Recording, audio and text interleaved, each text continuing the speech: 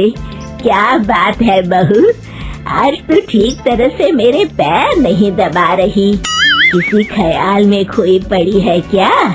मैं भी तो जानूं आखिर बात क्या है। दरअसल वो माँ जी। अरे हाँ हाँ बोलो, इतना सोच क्यों रही हो? माँ जी, अगर आप बुरा न माने तो मैं नौकरी करना चाहती हूँ। घर के काम करने के बाद मेरे पास काफी वक्त बच जाता है। मालती की ये बात सुनकर उसकी सास गुस्से में कहती है, अरे बहू, तेरी तबीयत तो ठीक है ना? आज ये कैसी बहकी बातें कर रही है? भला हमारे खानदान में आज तक कभी किसी औरत ने नौकरी की है जो तू नौकरी करने की बात कर रही है, हैं? अरे बहू, तू क्या रिश्तेदारी में हमारी नाक कटाना चाहती है? जितना जल्दी हो सके अपने दिमाग से नौकरी का भूत उतार दे और अब जा, जल्दी से रसोई में जा, खाना बनाने का वक्त हो रहा है। मालती मन मार कर खाना पकाने के लिए रसोई घर में चली जाती है। अगले दिन। नमस्ते माँ जी, कैसी हैं आप? अरे आओ आओ दिवाकर बेटा, बैठो, मैं तुम्हारे लिए चाय मंगाती हूँ। बहू, जरा एक कप चाय तो लेती आना। फिर दिवाकर एक फाइल खोलकर मालती की सास के सामने रख देता है। ये देखिए माँ जी, ये है पिछले महीने का हिसाब और ये रहे मुनाफे के रुपए। एक बार हिसाब देख लीजिए और इन कागजों पर अपने दस्तखत कर दीजिए। अरे दिवाकर बेटा, मैंने भला आज तक कभी तेरा हिसाब देखा है जो अब देखूंगी? ला बता, कहाँ दस्तखत करूँ? तभी मालती चाय लेकर वहाँ आ जाती है और अपनी सास को बिना कागजातों को पढ़े इस तरह लापरवाही से दस्तखत करते हुए देखकर हैरान रह जाती है। अच्छा माँ जी, अब मैं चलता हूँ, फैक्ट्री में बहुत काम है। फिर दिवाकर वहाँ से चला जाता है।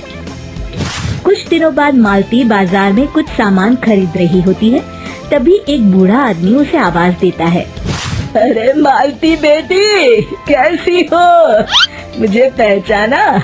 मैं तुम्हारी कंपनी में मुनीम का काम करता हूँ। हाँ चाचा जी, मैं आपको बिल्कुल पहचानती हूँ। कहिए, कैसे हैं आप? मैं तो ठीक हूँ।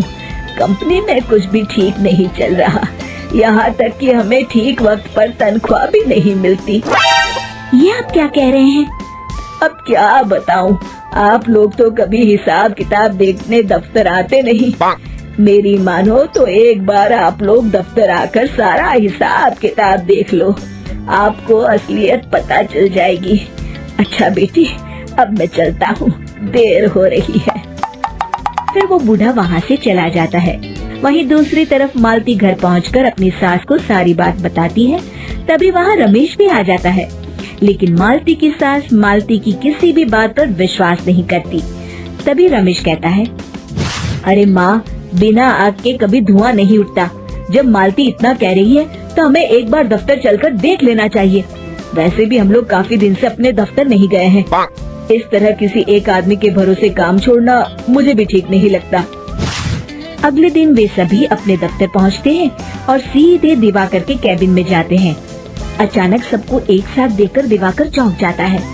अरे माँ जी, आप सब लोग अचानक यहाँ कैसे आ गए?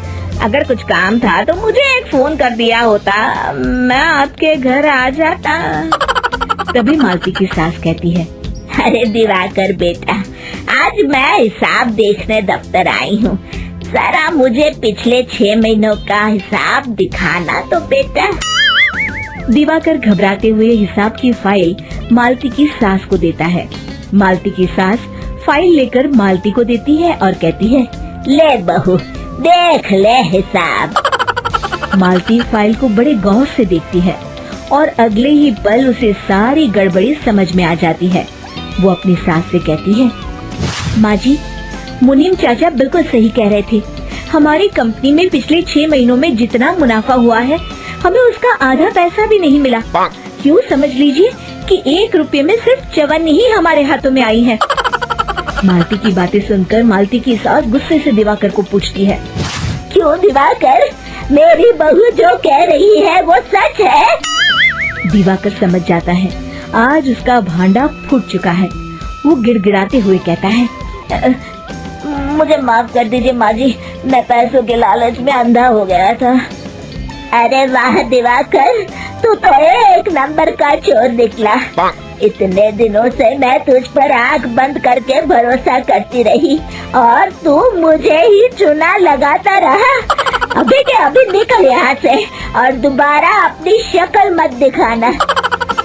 दिवाकर वहाँ से भाग जाता है।